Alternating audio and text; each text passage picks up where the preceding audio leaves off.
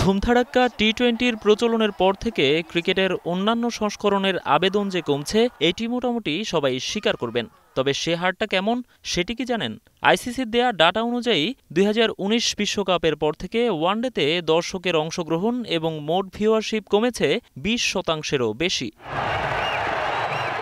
এ অবস্থায় পাকিস্তানে অনুষ্ঠেয় ২০২৫ চ্যাম্পিয়ন্স ট্রফি কোন ফরম্যাটে আয়োজন করা উচিত, ওয়ানডে নাকি টি-20-তে? এ নিয়ে শুরু হয়েছে বিতর্ক। নিয়ন্ত্রক সংস্থা আইসিসির কর্মকর্তাদের সঙ্গে স্টেক হোল্ডার ও ব্রডকাস্টারদের চলছে নানাবিধ কথার চালাচালি। গেল মাসে দুবাই হেডকোয়ার্টারে আয়োজিত বৈঠকে সব পক্ষের মতামত শুনেছে আইসিসি। স্বাস্থ্য এবং স্বাদের মধ্যে চমৎকার একটা ব্যালেন্স করে পীর প্রিমিয়াম আয়োডাইজড লবণ।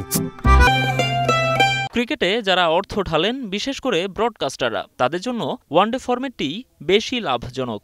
কারণ ২০ ওভারের তুলনায় ৫০ ওভারের ম্যাচে বিজ্ঞাপনের স্লট পাওয়া যায় বেশি। তবে প্রতি ম্যাচের সবগুলো স্লট বিক্রি করা নিয়ে থাকে সংশয়। বিজ্ঞাপনের দরটা একটু দেখে নেওয়া যাক। চলমান আইপিএলে প্রতি ১০ সেকেন্ড বিজ্ঞাপন স্পটের জন্য ব্রডকাস্টাররা আয় করেন ১৫ লাখ রুপি। আন্তর্জাতিক টি-20-তে অঙ্কটা এত চড়া না হলেও ওয়ানডের তুলনায় বেশি। যেমন টি-20-তে প্রতি ১০০ টাকা আয়ের বিপরীতে ওয়ানডেতে আয় করা যায় গড়ে ৫৭ থেকে ৬০ টাকা পর্যন্ত। তবে সংক্ষিপ্ত সংস্করণে প্রতি ম্যাচে যেখানে ১০০টি বিজ্ঞাপন স্লট পাওয়া যায়, সেখানে ৫০ ওভারের ম্যাচে পাওয়া যায় ১৬০টি স্লট। সে অনুযায়ী সবগুলো স্লট বিক্রি করা গেলে ওয়ানডেতেই বেশি আয়ের সুযোগ থাকে সম্প্রচার সত্ত্ব কেনা প্রতিষ্ঠানগুলোর জন্য। তাহলে টি-20 ফরম্যাটে আয়োজনের আলোচনা কেন আসছে? কারণ চ্যাম্পিয়ন্স ট্রফির আয়োজক দেশ পাকিস্তানে খেলতে যেতে চায় না মোড়ল দেশ ভারত। ফলে এশিয়া কাপের মতো এবারও ভাবা হচ্ছে হাইব্রিড মডেলের কথা, যেখানে ভারতের ম্যাচগুলো খেলা হতে পারে দুবাইয়ে।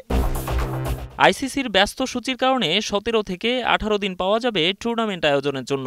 ফলে হাইব্রিড মডেলে আসর আয়োজন করলে ৩ দিনে ২টি ম্যাচ খেলতে হতে পারে অংশ নেয়া ৮টি দলকে। এর মধ্যেই পাকিস্তান, দুবাই ভ্রমণও করতে হবে তাদেরকে। ক্রিকেটারদের ভ্রমণ ক্লান্তি আর টানা ম্যাচের কথা বিবেচনায় রেখেও অনেকে বলছেন আসরটিকে টি-20-তে রূপান্তরিত করতে। এর আগে চ্যাম্পিয়ন্স ট্রফি কখনোই টি-20 ফরম্যাটে অনুষ্ঠিত হয়নি। এমনকি ওয়ানডে আর টি-20 বিশ্বকাপের ব্যস্ত সূচির ফাঁদে পড়ে ২০১৭ সালের পর থেকে এই আসরটি আর অনুষ্ঠিতই হয়নি। ৮ বছর পর আসরটি ফেরানোর কথা ভাবলেও জটিলতার মুখে পড়েছে আইসিসি। তবে হুট করেই ওয়ানডে ফরম্যাট বদলানোর সুযোগ নেই আইসিসির সামনে।